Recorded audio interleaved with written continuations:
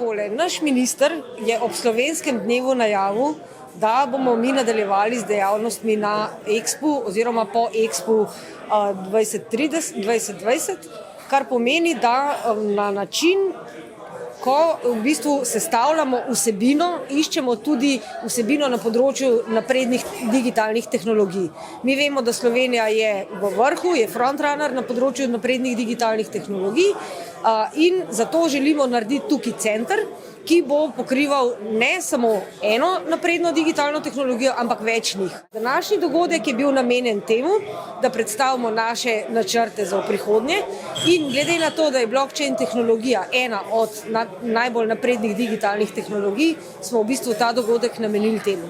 Se pravi, izgradnja skupnosti, drugič vabljenje tujih partnerjev in tretjič, kako se lahko Slovenija in Evropa navežeta na regijo MENA, navežeta na Azijo, navežeta na Afriko preko tega središča, tega centra, ki bo tukaj narejen.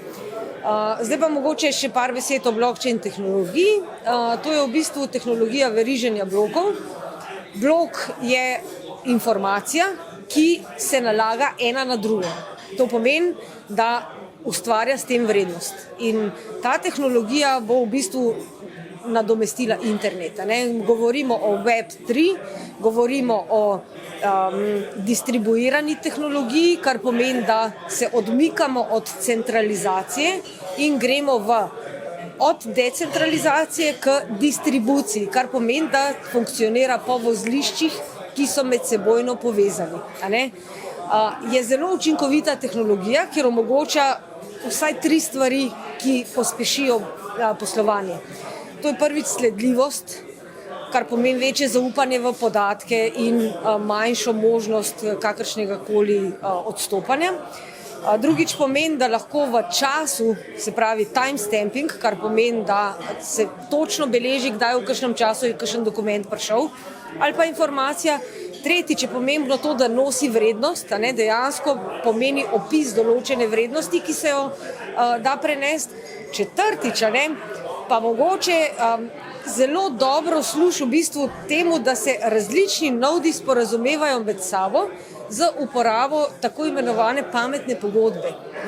Pametna pogodba je avtomatično izvršljiva pogodba, ki ne potrebuje ljudi, ampak ima stroje, ima računalnike.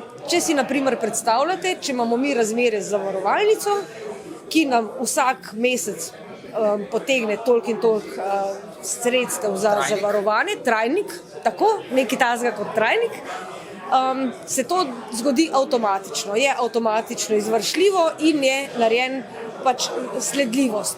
Zato je to toliko vreden. Zato, da nam ni treba za nazaj vsega preverjati in je od originala naprej vsaka informacija je zapisana. To se imenuje immutability ali nespremenljivost.